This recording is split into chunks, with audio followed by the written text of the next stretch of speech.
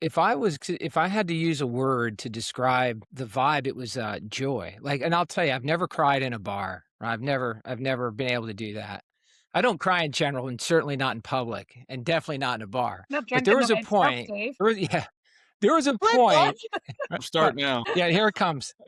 Welcome to Party of Six. Today we are joined by Meenakshi Singh of the India Bartender Show and Sidecar, Aoife Halliday of the Ruckus Group, Cliff Kreider of Truck and Tap and Stinger Compliance, Dave Nitzel of Dave and Dave Consulting, and me, Chris Schneider of the Bar Business Podcast. We're going to be breaking down all sorts of things today. We're going to talk a little bit about the India Bar Show that we talked about last month and kind of get a recap since Meenakshi hosted it and Dave was there. We're going to get in a little bit about books that we enjoy about the industry, and then we're going to kind of wrap up by taking the book conversation and talking about what hospitality means to us and how that comes into play. So, first of all, guys, good morning. Thank you all for being here. Morning, Chris. With the bar show, Meenakshi. So we talked about last month when we were on what about bar shows, about what you guys were going to have going on, and it's happened. So how did the bar show in India go? It was fabulous, Chris. This was our second edition. First year, we actually didn't know we didn't know what we were doing. We just had an idea about what we want to do and what we wish to achieve from the show, which was a lot about education, community, upskilling, bringing the entire country together geographically as big as India is. It's the most populous country in the world. So, of course, bringing all of that together is a massive challenge already for us. And I think year two was a much more confident year for us because we were riding on the success of year one, where we saw there was a lot of hunger, there was a lot of, I should say, thirst rather, in bartenders, bar community, industry, even the younger ones who are getting into the trade as such, who are really searching for the right places to get information from. We live in a very cluttered, extremely high, what happens with content and information today. And I feel these shows and these platforms really filter that through, and where you're really saying that this is the expert, this is who the person is. If you want to follow this particular field, or if you want to know more about, say, fermentation, for example, we brought the most top tier A category fermentation person in the country today, and he brought a bunch of things with him, of course, the wealth of knowledge and what he's been doing all these years. So I think that is where I think we were trying to achieve, the pinnacle of let's say learner, people who have learned from the trade and are actually showing the way. Of course, we got Dave there, who brought a wealth of knowledge and experience and a lot of gravitas and a little bit of that American humor, which which we had a good time with. And it was great to see that a lot of people were very eager to learn and spend that much time. 2 days were packed back to back with a lot of sessions, seminars, and of course in the nights we had a bunch of bar activations. So I think overall the bar industry is very happy with the kind of energy. It's kind of an infusion of a lot of energy, a lot of thrust, a lot of media interest into what we are doing. Finally, I feel like people are listening what we are saying, and that has so long has not happened for us, for this part of the world. India already has a lot of taboo attached to alcohol consumption, alcohol as such culturally struggles with a lot of, let's say, acceptance in the mainstream. So I think that is where we were trying to elevate and actually have a conversation around the fact that this is actually a subject which takes a lot of years of experience, and there's a lot of intellectual people involved in the industry as well. We're not all about drinking and partying, and while we like doing that as well, but there's a lot more to us than that. So I think that's what we were trying to achieve, and I'm hoping, and I'm sure that we have gotten some level of interest this year, and yeah, next year will be bigger and better. Yeah. So, Dave, you were there. It was your first time going. What did you think? I didn't know exactly what to expect. I sent a bit of this to Meenakshi in an email afterwards. I arrived not really knowing what to expect, and I left in awe. And if someone said to you that this was the second year of this show, there's no way you would believe that. It's on par with every other show. So it's as good as Tales, it's as good as BCB, it's as good as Bar and Restaurant Expo. It's not as big, but man, it's going to be. And that's what I said to Meenakshi and Yang Dupe and Vic Ram. I'm like, look out, gang, because this thing, I can't imagine a world where this event just doesn't grow quickly and exponentially. And there's a ton of observations, but the first one was, "Hey, this is a world-class event," like, clearly. And then what I thought was unique about it was you could go to an event that's 10 times bigger than that show and get half the people in a workshop because it's just not quite as serious maybe, or, it like we talked about, a bit of a boondoggle sort of thing. It wasn't that way. I didn't sense that in India. Like, I didn't see any. Well, there was one guy in my show that had been affected by something, but short of that one guy who chose to come to my workshop, people were very serious about their craft. Like, people were there to learn. The events were extremely well attended, so you got a bit of a vibe. But then afterwards, like the after party, best after party of all time. Like, you have to so, you have the show, and then you hear about an after party, and I'm kind of ready for a buffet and people kind of meandering around talking to one another about how great they are. No. Yang Duke throws on his DJ outfit, right? The spirited monk. Yang Duke is the spirited monk, like he really is. He looks it, he acts it, he is that guy. And after putting on the event and after speaking and hosting, which nobody ever broke a sweat, Meenakshi, Yang Duke, Vikram, they're just walking around like nothing's going on. No big deal. Shocking. And then they starts DJing, the party kicks off, then there's a battle of DJs. This is right outside the show, like it's all going down, and we haven't even gotten to the after party. This is just sort of the wrap-up celebration. Thanks for coming to the show. We haven't even gotten to what's about to happen at the bars later on. And I just sort of soaked it in, I didn't go out there, and I was tempted to disco when it went full disco dance, but it was an Indian disco, it should be noted. It was not quite American disco, but we'll forgive that. Yeah. So, but it was Maybe cool. would have got I punched didn't. here or there. So long, for that part, the show is a world class. It really is. I mean, if I said that was 20 years old, you wouldn't even consider that it wasn't. The speakers were, you had world class people from all over. It was just awesome. I mean, us, and like I say, I was in awe. I wasn't sure what to expect, and I will be honest, I didn't expect that. Like, I didn't expect that level of, I guess you could say, performance. It was really great. Main stage was dope. Like, the hotel, badass. Like, the whole thing, man. Like, look out. I would imagine that's probably going to be my last invitation because you won't be able to get into this thing anymore. Like, that'll be it.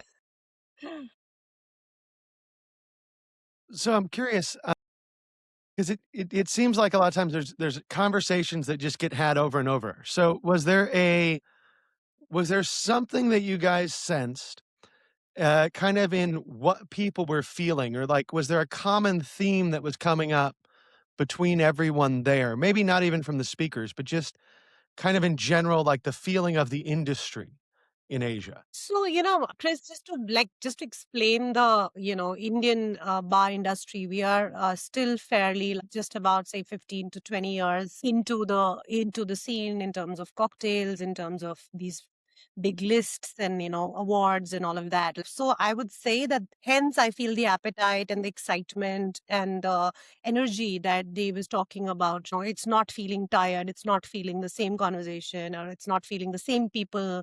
There's no cliques yet, which is very interesting because it is very, very important for us to have, because I think the learning from our side of the world is that it's very tough to get into these bigger shows with a lot of things going on. You have to know people, you have to be in some places, and you sort of are out of the rooms where you wish you were, or a lot of times that happens to a lot of the industry, and that is something that we were very conscious of, and the fact that we are so new and we have to come across very, very open to be like, hey, no judgment here. If you don't know, even if you know nothing about the bar world or our industry, you're most welcome to come in. We know we consciously the tickets for free for you to come for those 2 days. Of course, there was certain profiling that had to be done in terms of legal drinking age, etc., all of that.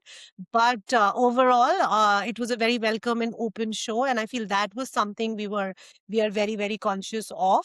If you have something to say, you send us your seminar details, and if you're somebody who wants to be part of a conversation, we try to include the geography of it. It's not just a very north centric show or a south centric show, because that the regionalism can really play at in a country like ours, right? Because we are sitting in the north, and sometimes north tends to dominate a lot of times, because India is a loud and, I mean, come on, like what Dave was talking about, this, the dancing and the DJing and all of that is very much us, right? We are very loud. We eat, very flavorful food. We dance, we dress up very, very brightly. We have all of that, right? So that is really intrinsically us, and that's our character. So when it comes to the bar world also, that is very much kind of almost showing up in its own way. So culturally, we are not very different. We're not really showcasing a Japanese way of doing things here. And yeah, we are very, very much owning up to who we are. And I feel that was very important to us, for us to break away from the Western code of, bartenders, or even the Eastern, the Japanese, the Korean code of how they do things, right? So what is the Indian code? So we don't know that yet.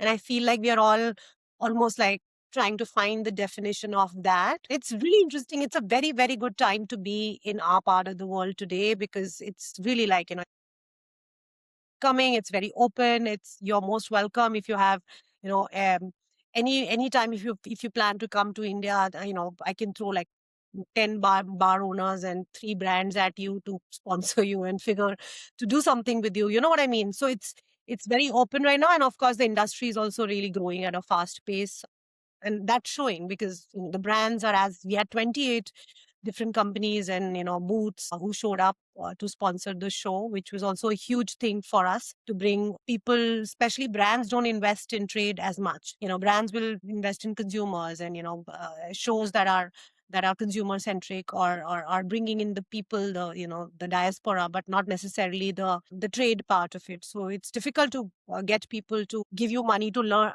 that I'm going to teach people, you should invest in us. They don't see the long term of it, and I can understand that. So hence the booths, hence the guest shifts, hence we did a lot of bar crawls.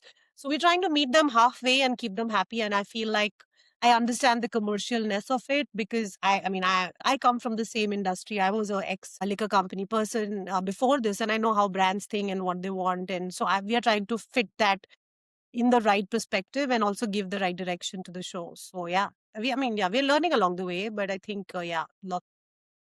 So what's interesting to me on what you just said is India is like this newer market for bars, right? And I feel like for the rest of us, being in the US, or I think Aoife probably has it worse. She lives in like the oldest bar market on the planet in the British Isles, but I guess you're in Spain now. But still, Europe has had a long bar history. Very long history here. So, Dave, did that feel different to you? Yeah, Being in yeah, kind of a place where it's brand new versus yeah, where it's really established? yeah. If I had to use a word to describe the vibe, it was joy. Like, and I'll tell you, I've never cried in a bar. I've never been able to do that. I don't cry in general, and certainly not in public, and definitely not in a bar. Not But drunk there in the was a right stuff, point. Dave. There was yeah, there was a Oh my God. point. We'll uh, start now. yeah, here it comes.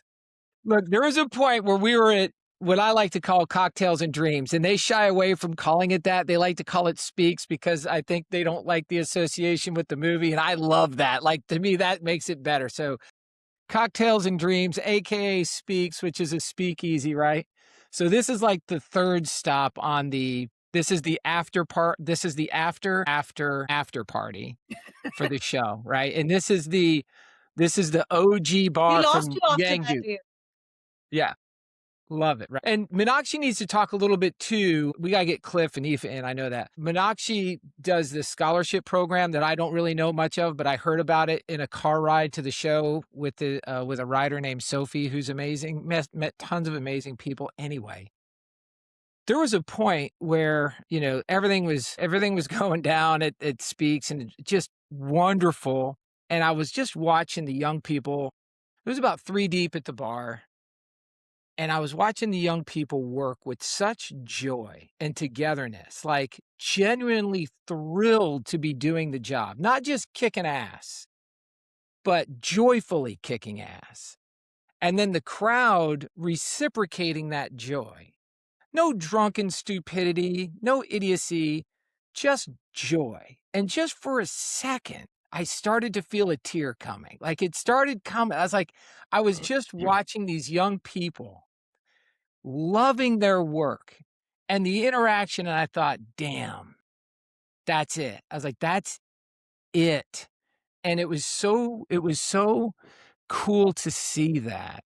And there's elements of that sprinkled throughout, I'd say, all of my experiences there. Like, every bar had that. Every one of Meenakshi's bars had that. "Stop bringing me food. I'm full. Here's more food." "But then, no, I can't eat it. Here's more food. I can't drink anymore. Here's more drinks. Let me show you this drink. Let me tell you about my drink." And with just an outpouring of, like, enthusiasm and happiness, and that's the thing that'll stay with me more than anything else. And I'd say, there's some tough things in India, that they're working on. There's a lot of people, and there's people competing hard for work, which means, people need to get paid more, and you wanna lift everyone up, and Meenakshi's playing this critical role in the, whether I don't even, societal lift is happening, you're hoping for. And to watch people work with that type of true joy was just awe-inspiring to me on all kinds of levels too. I wish everyone could experience that. I told Cliff, I said, "I thought of you guys on multiple." I was like, "Oh my God, I wish the whole team was here to just kinda see this go down, because all of you would be like, 'Hell yeah.' Like, that's it.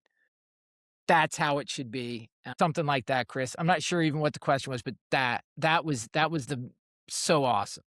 I don't know what the question was either, but that was a great answer to whatever I asked. Yeah, it was Uh, great. You didn't but find speaking of the whole team being there, not trying to spend Meenakshi's money, but maybe we need to do a panel next year. Yeah, we Yeah, gotta get a yeah. sponsor. I think we need to do a party of 6 at the show. Wouldn't that be something? That would be so much fun. that would be amazing. Yeah, 2027, I'm free. Yeah. Dave, Eva and Cliff, do you guys have any questions about, like, everything you've heard to pull No, you guys I mean, in? I'm just super proud of Meenakshi and what she did. I mean, I think when you realize how wide open India is, and I didn't know that, but how wide open it is and how much opportunity there is in this little bar cocktail culture business arena, that it's just my goodness. I mean, just think of the runway that India has and that Meenakshi has, and where she's going to be, 5, 10 years from now. So it's super cool. I Thank you. project that she's going to be running a large chain of Indian discos, from what I understand, with kind of a monk-related sort of overture. So, Dave will be but our first regular. I will be an investor. Yeah.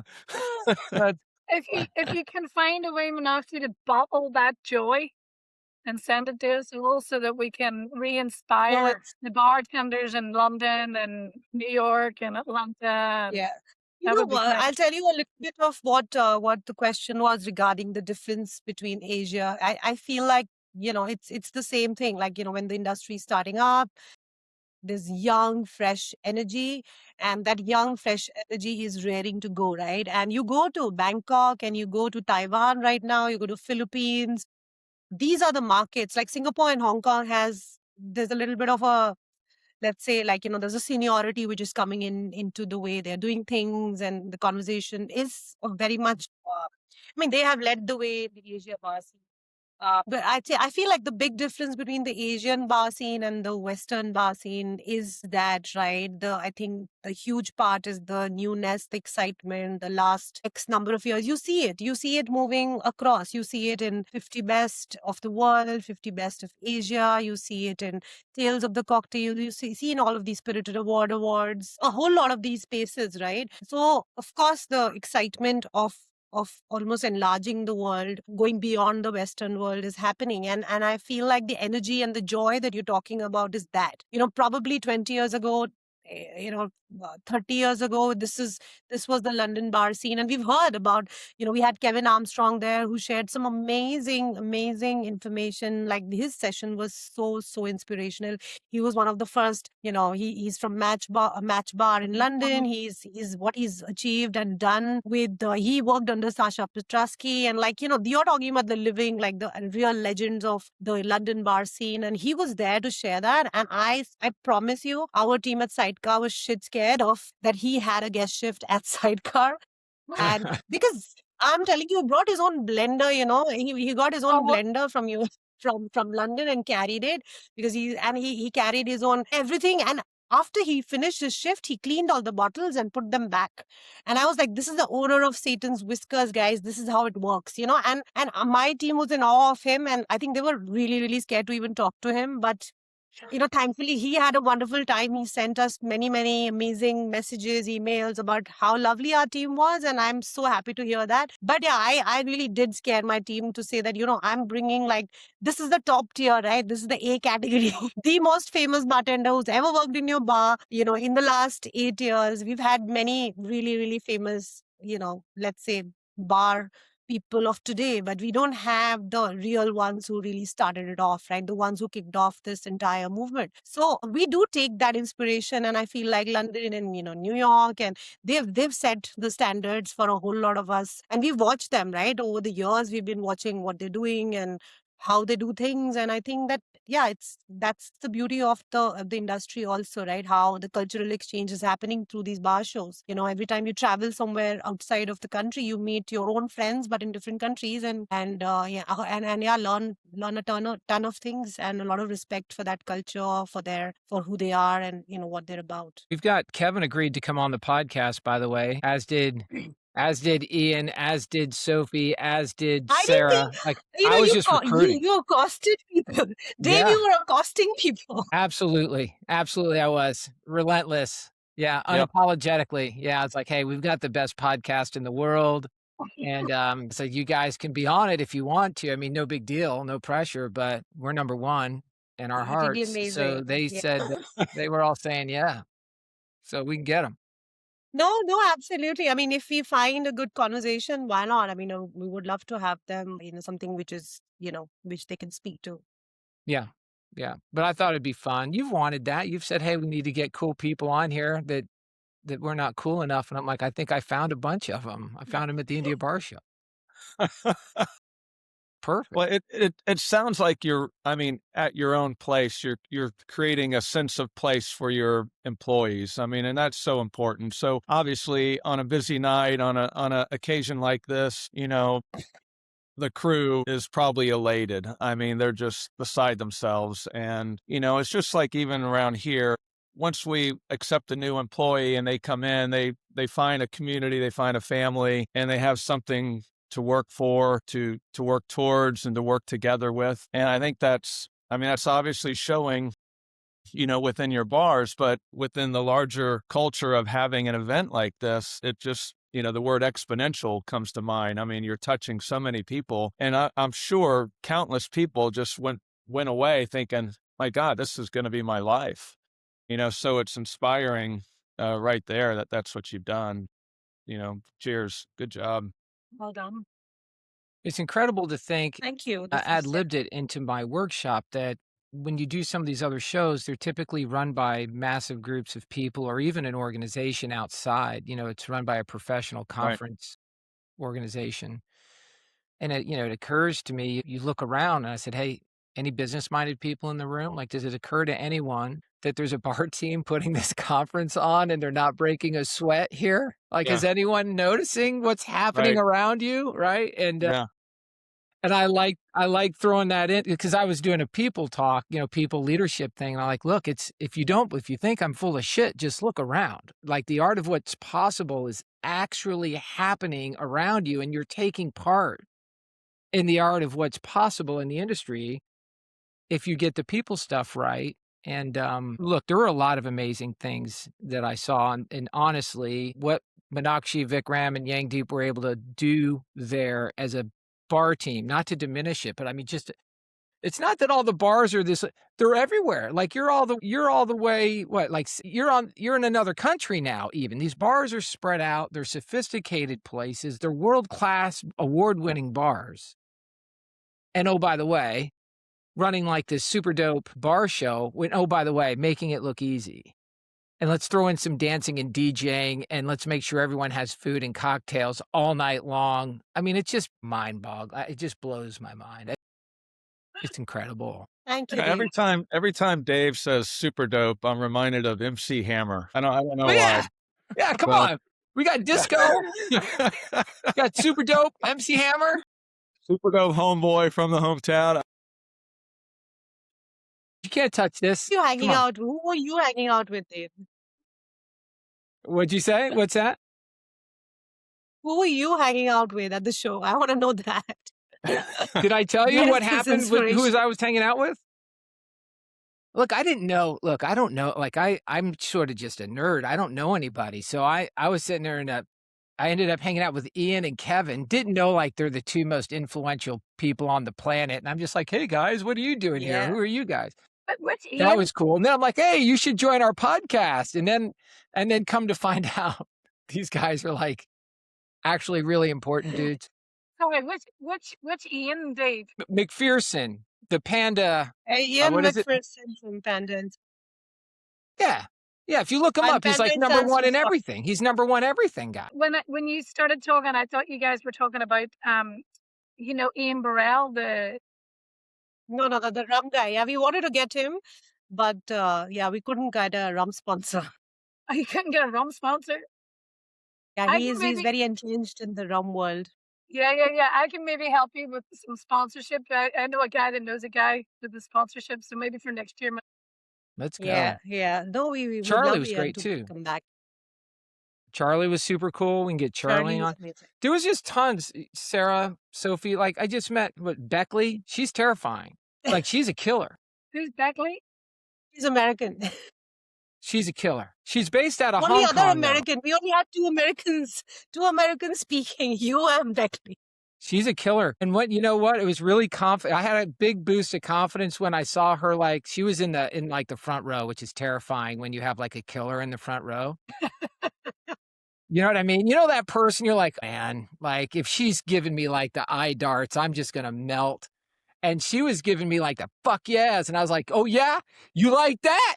And then it just started, let's take in this. And then it just started rolling. I was like, man, I was like She's Neo dope. going into the Like she's Matrix. dope. Yeah. She's super Yeah, dope. Like if she's you want to know, really that's if you were to if you Super were to dope again. define someone with super dope, she's super dope. she She's is a really super good friend dope. of If you're mine, and not, yeah. she's the founder of this amazing bar called Artifact in Hong Kong. She's American, moved to Hong Kong, lives there, married there. An absolute insanely talented human and so giving, so gracious. She was bartender in the Asia's 50 best bars a few years ago. She again is a huge personality, but also again backs that up with some solid. You're not just what I mean. Like it's real content there. And I think yeah, an absolute star. Yeah, if you look her up on Instagram or something real quick, Chris, and you see her, and then you imagine her in the front row judging your content, you'd be like, oh yeah, Dave, I get it, man. Terrified. And then my wife was in the crowd, which she's like my kryptonite. So I've got, oh my God, like I've never been that nervous. Like that's probably the most nervous I've ever been. I was like, I can't let Meenakshi down. My wife's sitting there going, yeah, bullshit. And then I've got like people like Beckley, Ian, Kevin, and Meenakshi in the crowd. And I'm like, you better go, man. You better dance like MC Hammer. Like this has to work. I'm just thinking about like Valentine's Day, and you say, you're my kryptonite. I don't know how that goes over very well. I like it though. But she's amazing. I must tell you the story, Cliff, of Jenny. And, as she was there Yeah. and she was doing the bar hopping with Dave. She was hearing all the cocktail stories. This ingredient comes from here. Try this drink. And I think she was really like, I could see that she was really just taking it all in. And I think, and she was really like, my God, your industry is like, it's so full on. It's very noisy. It's very loud. It's very out there, right? You just bar hop and you see a bunch of places. You have to be on that energy to do it. And finally, we ended up at our first bar, Speakeasy, which Dave was talking about, Speaks, right? And we were there, and I picked up a beer, and very sweetly, very quietly, she asked me, "Can I also get a beer because I'm done with this cocktail situation?" And I was like, earlier, I was really trying to like, do you like it spicy? Do you like it citrus? Do you like it dry? Do you like it, Yeah. I was trying to really bring like, what is your drink? Sort of like, what do you like to drink? And then I realized at the end of the show, on the last night, she tells us, can I get a beer? And the only reason she asked me was because I was like, I'm done with this. I need a chilled one. And I got a beer and she got a beer. And that's when I could feel like a real, actual, genuine happiness on her face. And I was like, this is what the real joy of the bar is. So yeah, we had fun. She's amazing. She's so sweet. So Yeah. the two Aoife for can tell you she's way more interesting and way more extroverted than I am. Like, I tend to just sit in the corner and observe, and I like to sort of just absorb things in my own way, unless I'm around really close friends, and then I can get stupid. But generally speaking, I just sort of take it in. Yeah, Jenny's great She's an company. animal. She's great company to Yeah. go drinking with, but yeah. Yeah, we took you guys to a really nice Mexican restaurant, wasn't it? Yeah, we went there, yeah. Yeah, we went to a really nice Mexican restaurant, and we were doing some mystery shopping at a Mexican restaurant, and yeah, Jenny was there knocking back as she keeps up with the crowd, mezcal margaritas and all the rest. But yeah, when she needs a beer, she needs a beer. Yeah. That's it. She definitely got into more videos than I did. Like in the post-production cuts, I'm looking to see if there's none of you won't see me in anything, and Jenny's in every reel. Like Jenny, Jenny, Jenny, Jenny, Jenny. Yeah, it was cool. oh, It was a lot of fun. It sounds like it was a great time, and it does sound like definitely the rest of us should probably check it out next year. 100%. We got to get a sponsor. Sponsor this podcast for a mere We'll trip for find a five. sponsor. We'll find a Yeah, sponsor. yeah. All we need, if you want to sponsor our podcast, is first class tickets to India. That's it. No Don't even problem. need first class. Everything we'll do Well, it. I don't know about you guys, but I don't know that I could sit coach for that long. I am It, not a small person, and those seats get a little tight, it was tough. Yeah. and the After legs about the get 23rd hour, you start questioning some things. for sure. But let's pivot a little bit. So one of the other things we wanted to talk about today was books, because we've talked about books kind of off and on. We talked about them a few weeks ago because Dave and I put some out, and we said, hey, let's talk about books that we like that influenced us that we didn't write. So while I will tell you the best books in the bar industry are the two behind me and the three that Dave wrote, which are also behind me right over there, we're not going to talk about those today. But who would like to start with a couple books that really impacted you or influenced you over the years? I can Think start. Aoife or Cliff. Yeah, go Aoife. Go, Eva. Go, Aoife. I know because I've just moved, all my books were packed up. So I had to just rummage to find them. When I started off, I started working for a group of bars, restaurants, festivals. I'm laughing at you, Dave, saying, you can't believe that the bar people are able to just run this big event and not even breaking a sweat. But we basically work in production is what we do. So we produce every single day, every single shift, all about, the stage and all the rest. One of the books that my boss at the time, he bought copies for all, like Monoxy saying she's going to buy your book and give it out to all her guys. It was one of the books that he got for all of us was the good old classic Set in the Table, Danny Meyer. Oh, yeah. Yeah. Mhm. So my boss actually, Meenakshi, you might want to do this with Dave's book when you get your copies. My boss actually highlighted and underlined every section of the book individual to the manager that it was, in reference to and what they needed to do. So yeah, and then we'd have like sort of book club once a month on Setting the Table and how we were able to implement like Danny Meyer's service and hospitality practices into the restaurants and into the bars. There was very different types of service and all the different venues within the group that I worked in.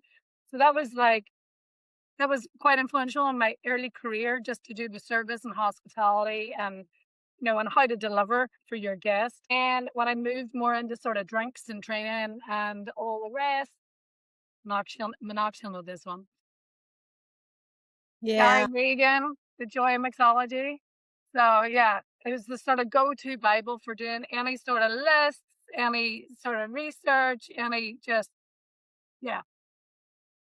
of drink. So sort of old school, very old school, my books. Old school is not bad.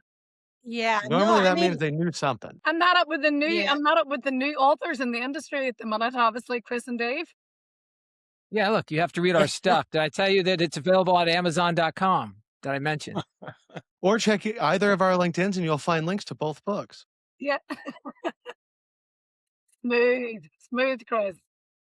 Cliff, how about you? No, Yeah, so I read Setting the Table. I mean that was fantastic. It was a little bit too long for me actually. But I mean, one thing I remember from that is, we use that expression a lot, constant gentle pressure, that I guess he describes, some, moving the salt shaker every time back in the center of the table. And so we use that term constant gentle pressure around here a lot. But I also like to say that, sometimes you're just going to have to fire the guy that can't figure out how to put the salt shaker back, on the table. So that was sort of missing from that book. Um, at constant gentle pressure, yeah, but 4 or 5 times, I'm sorry, guy, you're out of here. I don't know what it takes. So I wasn't a beer guy when we started this, and 10 years ago we were just a craft beer bar when it was all kind of happening. And there's one book I don't have around here that I learned. It was more like the kind of a archetypal type beers, and it took you through the whole almost tasting profile of so many of these beers that you can get in the store. So I don't have that book, but I have this book, and I absolutely loved it because I am completely ADD, and it's actually a cartoon. I mean, it's a cartoon of beer, and it takes you like a guy is going to the convenience store and he doesn't know what beer to choose. And so it takes you through the whole process of when beer was created, back in the caveman days when they're finding honey that's turned into, mead. And then it goes all the way through to the current beers. But I absolutely loved it. And anybody that needs pictures to go along with verbs and nouns and everything else, I absolutely loved it. Dave's book, Bar Shift, I absolutely love that. It's kind of the last 3 chapters, or 3 sections, if you will, because really the chapters are so small, they're so concise, to the point, which is what I like. I like just give me the meat. That's fantastic. I make everybody read it, and that's all about cost of goods sold. I think every bartender needs to know that the economics of making that drink, and where you're making your money and where you're losing your money. And so those 3 little sections at the back are key reading for me. And other than that, I didn't really have a whole lot of read. My discipline was in real estate, and 25 years ago, I grabbed every college textbook on real estate and I read them at night. This before the internet. So, but I'm always reading something about the bar business, the restaurant business, how to do things better, little tips here and there. But as far as a textbook is concerned, I did read Chris's menu book because we're planning menus right now. I read Dave's Parable. I That's haven't got through your hospitality book yet, Dave. I'm I sorry. understand. I But understand. I know where to start. You said start at chapter 5. The last 5, that's where you could go. You could go straight to the last There you 5. go. Yeah. That's funny. And Cocktail Codex, that's definitely, on. Mhm. For sure. So, Meenakshi, what books have inspired you over the years? Yeah, so I think a few of them have been covered. For sure, I think one of the first books that I ever picked up with my own money was Joy of Mixology by Gaz Regan, like a proper legend. Also really has gone on to break down, a lot of information in a very bartender's perspective. So if you are somebody who's entering the industry or wants to get into the industry or are enthusiastic about how do you go about it, it's got a lot of anecdotes, it's great to relate. I think that's the fun part of it. It's not because it's kind of like, if you've read Anthony Bourdain's No Reservations, it's if you read his book, I mean, that's like one of my favorite books of all times. And he's gone on to like real life experiences and in real life madness that he saw in his life, right? And I think that Gaz, he also like brings that energy and really the fun side of the bar, but also like keeping it. There's technicals. It goes on to say that there is a underlying, of course, the baseline has to be correct, but you also have a lot of fun in this industry, right? You can pick up a lot of stories, a lot of people. And I think why do you even enter the industry is what this book kind of sets you up for that in a lot of ways, and I love that. Of course, Cocktail Codex, bring it down to the technicality of it, and it really helps you break it down for a lot of people to keep up with the information out there, which is in the industry as such. In terms of the cocktail books, I really like Stan Hutchnick's. This is a new book he's written, which is which I have here, which is called the Cocktail Balance 2.0. It just come out last year. It was at Tales of the Cocktail last year. A very interesting, again, ingredient led, technical skills, ingredients, and flavors. And it really goes down into theory of breaking down. So if you're somebody who's making a new menu, there are various ways to make the same daiquiri and there are various ways to make the same pina colada. It's about how do you bring that finesse and a little bit of that, let's say a little bit of the Scandinavian way of thinking into the minimalist approach to the drinks, but also really they look wonderful on your on your menu as well, of course, and the taste profile balance. So he's a young budding bartender, is not somebody who's at that stage where I'm not talking about a legend of that category, but he's again somebody who's really one to watch. A lot of people follow him, and he does some really cool stuff as well. I also picked up this book. I go to Tales to pick up a lot of books, so I picked up the Martini book. I'm a full-on sucker for good martinis, and I really wanted to see.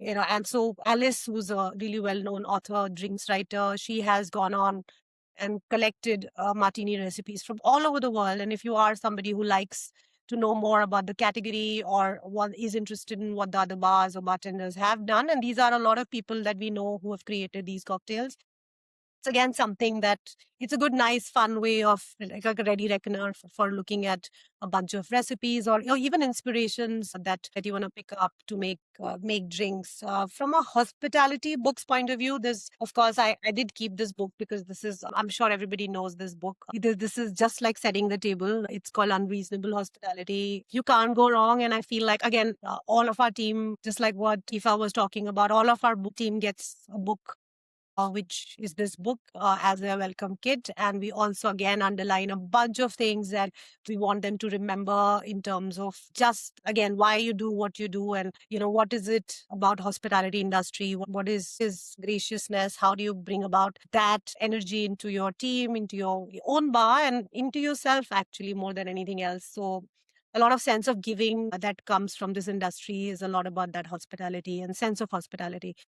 So yeah, and I have to talk about this amazing, amazing book. It is actually written by a friend of mine. It's called Dishoom. If anybody has been to London and has had a Man, meal at Dishoom, yeah.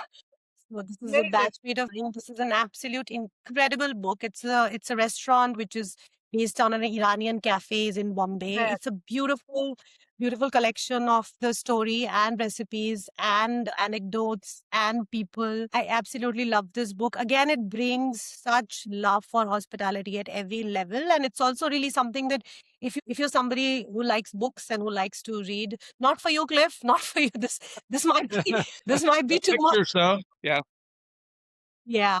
But this is something which you can just pick up one chapter one day and just you're feeling a little hollow and a little something is missing for you. These are things that the way they talk about breads, oh my God, like the Iranian breads, the way they've talked about breads in this book, and the Persian, and there was a lot of Persian Iranian influence in Bombay and how they have gotten about. So that's the Chum's actually entire. So they have really brought that to life in a very beautiful way, and it's an entire photo essay.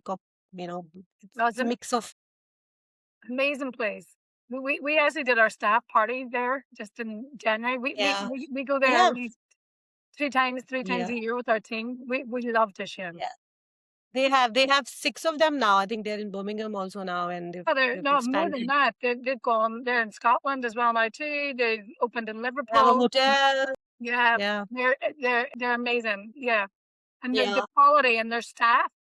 Their staff are just so well trained. It's unbelievable. It's foolproof. You go in every time, and every single time, it's the best experience every time. yeah. And it's incredible, Ifa. Like they celebrate Holi and Diwali and all these They, festivals together. As they take the day off and they do a whole like I love what they do with their teams and how they motivate them and how they keep them mm, together.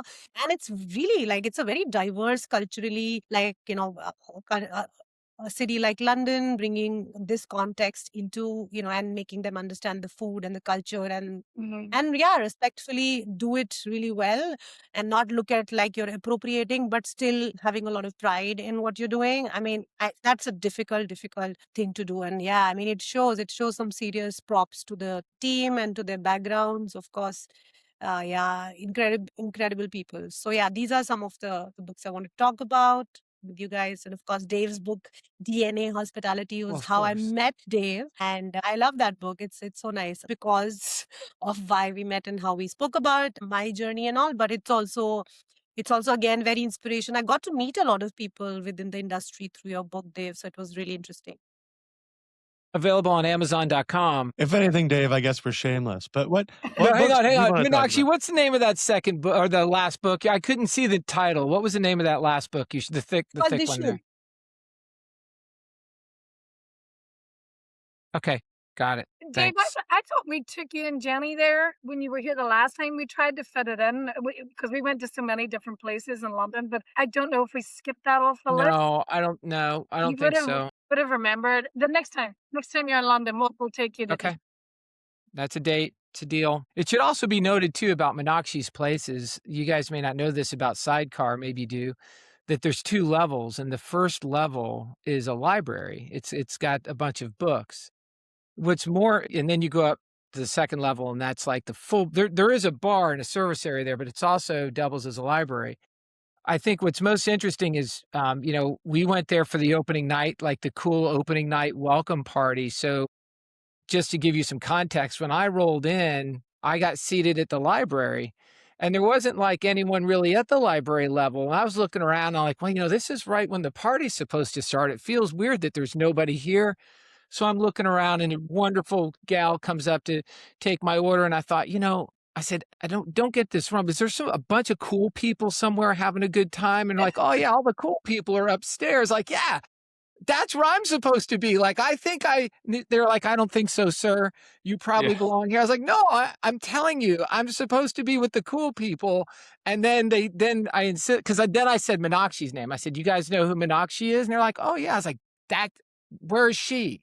And they said, she's upstairs. And I was like, that's where I'm supposed to be. So I put off the library Yeah. vibe. I had to actually impose my will to get up to the party at Sidecar.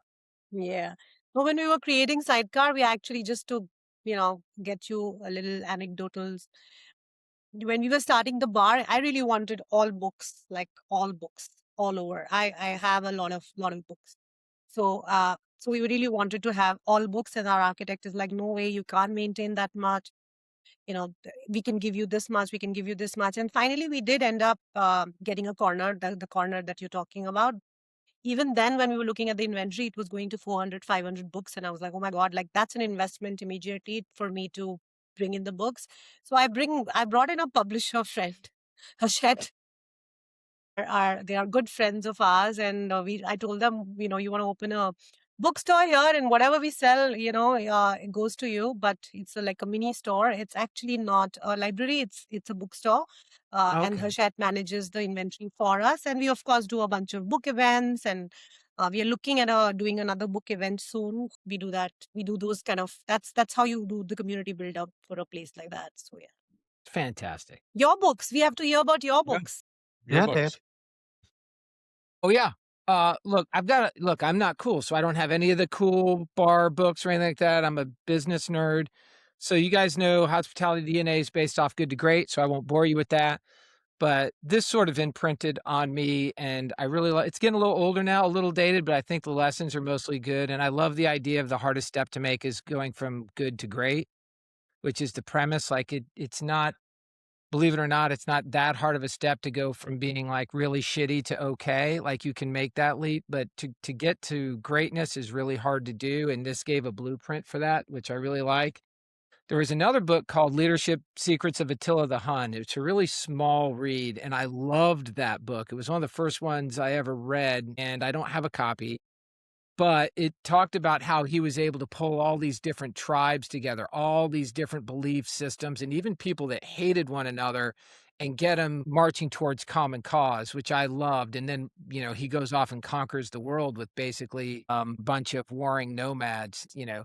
The leadership stuff in it, is there's probably a lot of interpretation, but it was worthy because I was managing lots of different people from all over, and it helped me get my mind around what I needed to do as a young manager. The third one is Strength Finders. I've got the follow-up, which is Go Put Your Strengths to Work. I don't know if you've ever done Strength Finders. Aoife, you know Strength Finders. Yeah, the Gallup. So I love Strength Finders because it shifted my thinking from going from a place where we try to fix what's broken or what we're not necessarily good at and putting a ton of effort into figuring out how do I take something where I don't excel and learn how to excel. And that's a massive amount of effort. And basically what Strength Finder says is forget that, take what you're good at and just keep multiplying on what you're good at, because you'll be way more productive. You'll be way more successful. It's almost a guarantee. And then augment the things that you're not good at with someone who's really good at those things, which on the surface seems really, really obvious, but at the time it was revolutionary to some extent when it first came out. It's been out a while, but it's Aoife's business partner, Anthony. Yeah. He's actually a Strength Finder coach, which came from one of the sessions we put on in DC. I love those sessions. I think they're really enlightening, and it's an easy, quick read for someone, like Cliff, who's like, look, I don't have time. Like, just get to it. You can buy the Strength Finders book, and within the book, the test is in there, and you can take the test and get all the results online, and then you can get learning guides as a result of your test. And I just find that to be immensely useful. So I like books that really have practical applications. And, I'm not on the, I don't know anything about making cocktails or anything like that. So I'm a management leadership geek, and this is the stuff I nerd out on. So I really like that for anybody. And again, it's supported by Gallup research too. So Marcus Buckingham for the author on that one, Jim Collins on Good to Great. But if anyone's looking for a bit of a insightful management tool book that's not very expensive and highly effective, I would certainly suggest Strength Finders. Dave, can I ask what your number 1, 2 strengths? My 1 and 2, well, the last time what's funny is I've done it like 3 times, and Yeah. depending on the circumstance I'm in, sort of determines like the muscle I'm using. So the last time I did it, it was achiever, an activator. I'm also a maximizer, which is probably kind of obvious when you get to know me. So big on the achiever, which is a checkbox guy. I like to get things done at the end of the day. I like to look back and say, here's what you did today.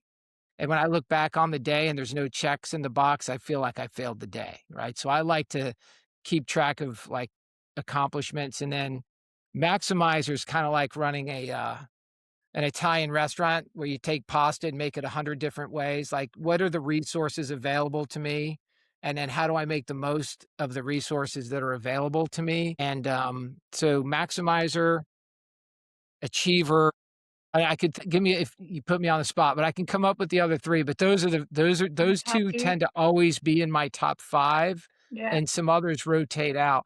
So as an example, when I became an entrepreneur starting my own business, the skills I was leaning on heavily and developing was different than, say, when I was a corporate guy and I was managing massive teams. Was a different, like a lot of influencer came in when I was in that role. And I didn't need that when I was launching my own businesses. I needed other skills like maximizer and achiever. So it's interesting that you can phase in and out of different skills depending on where you are. Thanks for the question, Aoife. Yeah. My number 1 is positivity, Dave. I believe that. Yeah, I believe that. Yeah. Positivity I can see and that. futuristic is the other one. I'm always thinking about what's next, which is a bone of contention at home because my husband has done the test and futuristic is last on his list. Well, that's a good, that's And then I figured out why we always argue, and it's always about, well, I want to plan this, and he never wants to plan anything. but technically that's a good team. Like that's how you should pair it up. It's a good match. Exactly. But is it the whoa, the Woo, woo. aye, woo's in my top 3 as well too. But I think like even as an entrepreneur or somebody working in bars, hospitalities, like I think if you've got the woo, what does it sound Woo, like yeah, again? woo. Like winning others over. The winning others over, I think that's you sort of need that in your top 10, don't you, to be working in hospitality? Yeah, that's a big extrovert one too. Jenny was number 1 woo. Domzalski, that some of you know, number 1 woo. Like, those were 2 big woo people. They Yeah, love being in a crowd and winning people over, and they flourish in that. yeah, awesome. Chris, what Cool. about yours? So, Dave, to make you feel better, I went even nerdier than you, I love it. right? Because I am a finance guy at the end of the day. That is worse. And That is and worse. and the book that I point people to is Restaurant Success by the Numbers, Ugh. which is about 20 years old, and it goes through everything from what's a P&L to how to manage cost in linen. It's very exhaustive, it's very in-depth, it's very nerdy, it's written by a CPA, and you can tell. But I don't think there's another book out there right now that spreads the gap between here's some smart stuff to do in the hospitality industry and here's a academic textbook on accounting. So to me, it's the perfect approachable middle ground, but it's definitely not short Wow. Wow. and it's definitely not, yeah, it's like 400 pages or Whew. 300 pages. And it's definitely not amusing.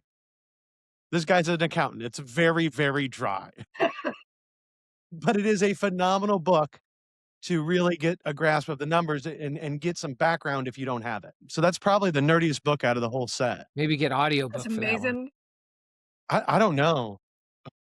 Book might be worse. maybe. Yeah, it could Yeah. be. Well, It's so Chris, interesting how the diversity of the choices. So, like the diversity of choices, it was nice to see that I have a long list. Yeah. well, I was going to say, yeah, as a landlord, I'm approached by entrepreneurs, business people, wannabes, dreamers, and, it'll be like, let's just say, how much is that 1,500 square foot space? And I say, well, it's $30 a square foot plus CAM, and, it's going to run you 50 grand a year or something like that. And then, so I'll say, well, have you done any kind of business plan? And they're like, well, yeah, I've got the ideas. I said, so I mean, what are you going to sell? How many cinnamon rolls are you going to sell? How many loaves of rye? And they just have no clue. They haven't even done the very basic of I got to sell 1,000 loaves of bread to cover my rent. And just something like that is just, back of the napkin, start putting some stuff down on paper and evolve your pro forma. But I'm sure, I mean, if a CPA wrote that, that's enlightening to anybody that's a dreamer Mhm. because, talking about strengths, they may have the strength of baking, but they don't have the strength of, putting the books together or a pro forma together. I mean, all these are great books, but I mean, dude, if you don't have your numbers down, forget about hospitality. You're not even going to make it there. Yeah, exactly. Oh, I've got a 5-year plan. Well, do you have a 3-month plan? You Yeah, know, so that's, I think those are, I think we all have it in us. I can feel and hear everybody, but you gotta, you gotta make it work economically. yeah, So, So and one of the funny things, one of the groups of people I really like to work with are people that are trying to get into the business and help them make pro formas. I'm yeah, a nerd like that. yeah, I enjoy the academic exercise of a pro right, forma right, a lot. yeah, And I make them very dynamic. So you can go in and you can change variables and it updates the P&L and all this stuff. So when an investor asks you a question, you just change the variable. Boom, here's what would happen if that happened. You can right, war game in real time. yeah, Mhm. yeah, And what's really funny to me is the more I do this, the more I realize you can take any investor, any landlord, any bank on the planet, a 100-page business plan of marketing crap, yeah, and they ignore it.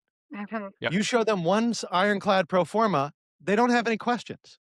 mm, Right? exactly. Especially starting out, all that matters in so many ways is that you have the solid numbers and you can say, to your point, this is how many loaves of bread I have to sell out of my bakery to make my rent. yeah, yeah, yeah. Yeah, exactly. Yeah, I mean, I did commercial appraisals for so long, and I would skip all the all the stuff, go right to the numbers, just go right to the numbers and dissect it. And I think that's what anybody starting out. I mean, obviously, Chris, you've got it. You've talked to us a little bit about the AI side of things, but yeah, that's where the meat is. Dude, I mean, you got to know how many pints of Guinness you're going to sell. You know how many Tito's and soda. I mean, you got to pay the rent. Cliff, it's funny you say that. Just recently, we were with a client and we were doing a whole tech overhaul, and they had to work out. I had to get them to work out how many new iPads they need to buy for this venue to act as the POS or the EPOS system, whatever you just call it there. And they were like, yeah, well, we're going to need this. And then we're going to need, this many more PDQs. What do you call them in the States? The credit card transaction things. Right. So Yes. PDQs. And we're going to need some of that. And then I talked to the PDQ guy and I was like, yeah, we're going to need some more PDQs. And they were like, but that site already has 25 PDQs. I was like, hold on a second. That site never has 25 people on at the same time serving. So why have they got 25 PDQs? And it's taken it down to the granular level. And you never think of hospitality as a sort of numbers driven by that, but we need all that data, all that granular data to be able to make on shift decisions correctly and sort of future proofing the business correctly. Yeah. The molecule of information. But yeah, Yeah. it's so funny. And the wasted money in tech and appliances and that are just floating around, not charged and in the back drawer and yeah. How to manage your linen, Chris, exactly. How to manage, the consumables coming in and out of the business. It's mental. Well, that consumables is a huge one, right? Yeah. Because I mean, I don't know how many business plans and P&Ls I look at for pro formas, and they didn't include like paper products. And then they tell me, well, yeah, at night we're going to sell everything in plastic cups because we don't want to break glasses. Well, where are the plastic cups on your P&L? Like, this is real money if you're doing this every night. Mhm. I had a pub once. We had this pub, and in the pub, when we did the P&L with the brewery that had the pub, they in the brewery's P&L, the people that owned the actual building did not have the fuel cost for the 3 wood-fired fireplaces that were in there, the 3 wood. And I was like, yeah, but there's a wood cost in there. You haven't put the burning wood cost in there because, the fire burning in an old English pub, a 15th century pub. I mean, that's all part of your atmosphere and staging Mhm. your Sunday roasts and all the rest. You can't have a pub open on a Sunday in the middle of October with the 3 burners just sat there closed up. Do you know what I mean? Because that just completely destroys the what you're trying to do with the service and the hospitality and all the rest. But they didn't have this in their P&L that would be an actual cost to the landlord, which was going to affect the rent price, which was going to affect the beer price. Just crazy, crazy when people don't think about that minute detail. Well, and what's funny is something like wood, depending on where you are in the world, right? If you're running a fire all the time, you have to use hardwood, not softwood, Mm. to make it work right. Hardwood is expensive. Yeah, I know. Like, it is real money. I love the data, Chris and Cliff. I will be buying that book, Chris. I am a complete data junkie for running it by the numbers to make sure that the overall experience and service is correct on the outside. Now, I will say the other book that I grabbed was the same book Meenakshi grabbed, Unreasonable Yeah, Hospitality, because I think this has to be a balance still, right? You gotta get the numbers right, but if you don't have hospitality, yeah, your numbers can be perfect. Nobody's coming in the door. It doesn't matter. That's, to me especially, we were an industry that was very passion driven. Then we got really into data and numbers, I feel like the last 4 or 5 years. And we need to bring back in some more of that love and passion because I feel like, especially in the US, post COVID, things got so tight. We got all, how can I put this? Cheney in the independence, Mm. where we got so focused on, oh, I can drop my liquor cost by 0.1%, which, yeah, you should do that. But we forgot some of the hospitality. And I don't know, between this and Setting the Table, I don't know 2 better books that yeah. cover kind of how crazy you can be and get away with it. Mm. We say you have to manage, Chris, from the front to the back. Mhm. You have to get the hospitality right at the front, and then you fill it in from the back. So it has to be Yeah. front to back. I look at it like a hardware software thing. I feel like Yeah. you can't do without either. Mhm. I feel like from a business partners, if you are somebody who is not, you might have, it's the right side and the left side of the brain. It's actually exactly that. And so if you see that if you're not somebody who's very data driven or who's not very detail oriented or understands the business end of things, do hire someone or find someone or partner with someone who can bring that. I feel that is really underrated in our industry a lot, because we go really mad in creatively mad. And I think that is why the reason of the failure of a lot of the industry and the businesses, especially run by chefs and bartenders, is because they think that, oh my God, I can make the coolest cocktail, I can make the guest happy, and they can do it. It's not like, it's not like they can't, but it's just that they're not bagged with solid business understanding. And it might take you years to build that, right? So I think that's the balance that we all strive, and that's the golden balance to have. Like, I feel like you look at successful businesses and you see, what do they have both of these things. Somebody is matching up, somebody is picking up this weight, and the other, if it's not the same person, right? So it's usually that. 100%. My parents were in fine dining back in the 90s. And one of the things that they always said is, if you let the chef do what he wants, you're going to go broke, Yeah. right? Because you have to put some financial control on the creatives, whether that's behind the bar or in the kitchen. Because otherwise, you end up with, and I still have them because they made my dad so mad, we kept them, $35 plates that look like a duck just to serve foie gras on. So, Nice. Very. Dave, one of the things I wanted to just bring up real quick, because I thought it was really interesting when you were talking about India, you talked about joy and love. And that's actually two words that have been on my mind a lot lately for this industry, in that we need to almost inject more joy and love back into the industry. Mhm. So, seeing what you saw in India, thinking about kind of numbers, hospitality, how do we do that in the US? Well, look, I think that's a bit of a business culture thing, and culture starts at the top. So to me, that's incumbent upon the ownership to create the environment. Like, ownership has to create an environment that allows that to flourish. Meenakshi's doing that, that whole team, right? You can tell, it's very obvious when you walk in to their places that it's a reflection of the leadership team. So you can't, it's very hard to build joy from the ground up. Like, you can individually contribute in your way, but it's also, you get overwhelmed by what the overarching business culture is. So it's very much a culture issue that starts at the top. Every business has a culture, whether it's defined or not, who knows? So I could tell you, going into Cliff's bars, there's definitely a culture when you go into the truck and tap, and there's a lot of joy there too. They have a lot of fun, there's a lot of joy, and it's clearly a reflection of not just Cliff, but the whole leadership team. I think there's Cliff and two others, and they have established a way of doing things.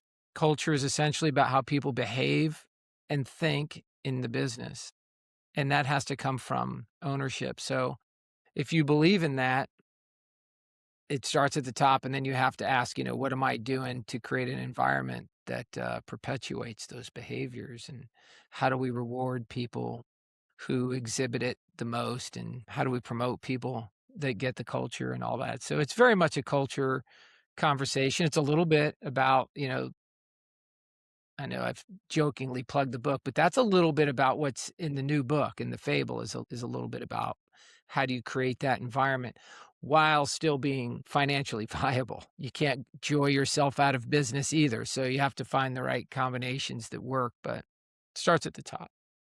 Yeah, let me add something there, and not to take away from, there's a good expression, don't take away someone's joy, but not to say joy is the right word, but I was sitting out on our ledge right in front of our sidewalk, and I was with one of the bartenders and our general manager, and they were just I was just drinking a Coke, and they were talking just about there were so many people out because it was a beautiful day, it was like Saturday afternoon, and they were just not going off, but they're just talking about every one of the regulars that they saw. They're like, oh, look at and they're telling their names and what they're doing and laughing and joking. And I couldn't believe how many people they knew just by looking at them or walking by or being in the bar, and then their backstory. I was just amazed. Because I'm a little bit of an introvert, and I am not the owner that comes in here and, hey, how's it going? Good to see you. Well, I kind of like lurk in the background, and I do say hi to people, but I'm very much an ambivert. I'll get in and out. But it was amazing how much they knew about every one of our regulars, and it just reminded me a little bit about your book, Dave. How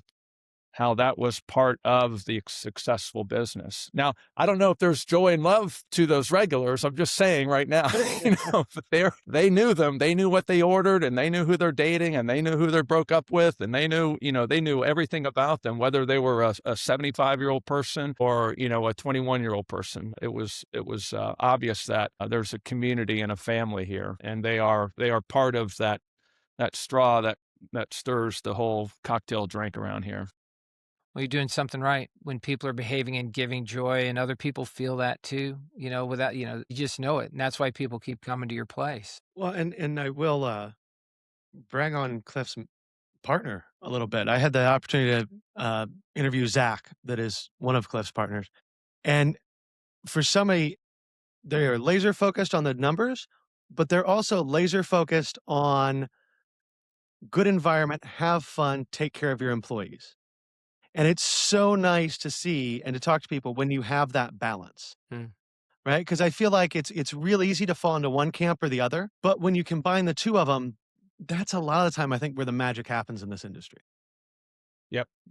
Zach and I, that's one thing we want to leave with, is knowing that we took care of the people here. And so that's one of our commonalities whenever we're numbers people too. I mean, Zach and I are definitely basically numbers, but Zach was the culture of this place because he had the growler shop down the street. And I said, hey, you want to be the beer guy, and I'll bring in the food truck guy, and then boom, so we had a great, if you think about the pie, the business pie, we had three big slices right there.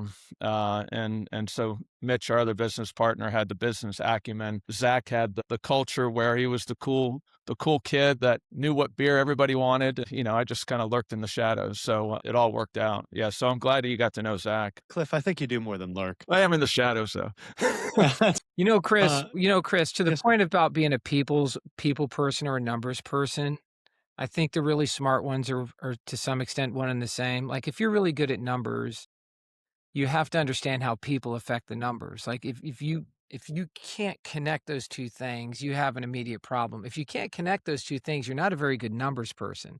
That just means that you like data and you're avoiding people. But it becomes very obvious on the page, on the P&L, that numbers are just an outcome. Data is just an outcome of something that someone has done. So you have to be able to make those connections back to people and how they generate outcomes. And if you're really great and you really want to move numbers, you know that the way to do it is through people. So it's hard to detach those two things. I think Cliff does a great job at both. I can only assume Meenakshi does, and I know Aoife does as well. Part of the reason I think everyone's here.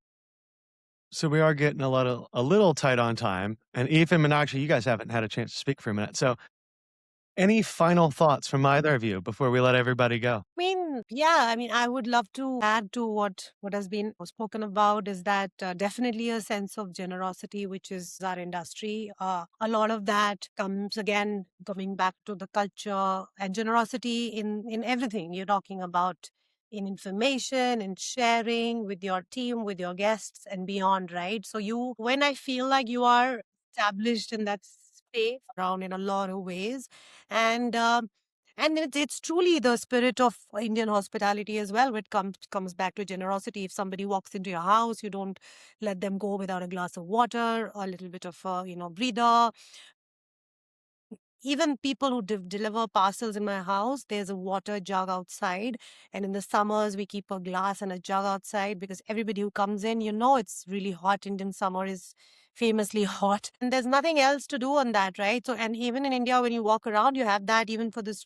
For people who are walking around, you have that. So it's very much part of who we are as people as well. So I think that balance of business is one thing, but it also comes from soul, character. Why are you in this industry at all, right? What gives you that, let's say, joy or interest or excitement in a day to day? And if this makes you happy, I think things fall in place if your spirit is in the right place. Agree. If you want to add to that. Yeah, there's some. I know it's gone now. Sorry, there was some background noise. I couldn't. I couldn't quite think. Yeah, no, I completely agree.